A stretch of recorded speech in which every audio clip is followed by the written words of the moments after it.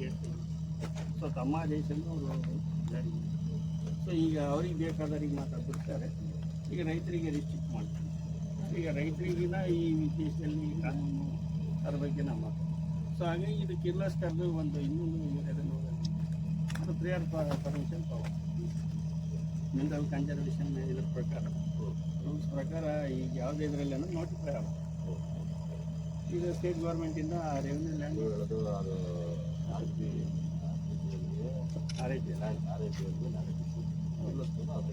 ಹೌದು ಎರಡನೇದು ರೈತರಿಗೆ ಎರಡನ್ನೂ ಒಂದು ಮಾಡಲೇ. ಆಮೇಲೆ ಮೇಲಾಗಿ ಏನಾಗಿದೆ ಅಂತ ಇದು ಸೆಟಲ್ಮೆಂಟ್ ಆಗಿದೆ 225 ಎಕರೆ ಏನಿದೆ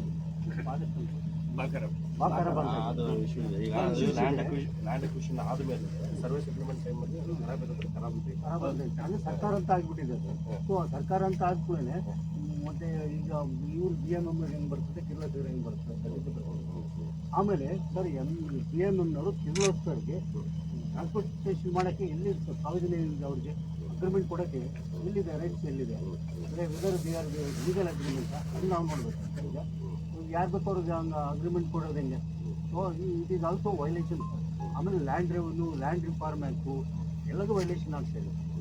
ಆಮೇಲೆ ಏನಪ್ಪ ಅಂದರೆ ಅದು ಬಂಡಿ ದಾಡಿ ಇತ್ತು ಸರ್. ಅದು ಬಂಡಿ ರೈತರಿಗೆ ಒಳಗಡೆ ಬಿಡ್ತಾ ಇಲ್ಲ.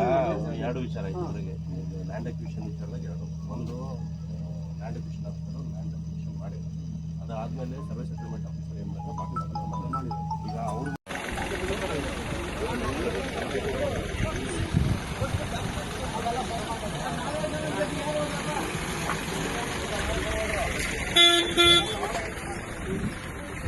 ಹಲೋ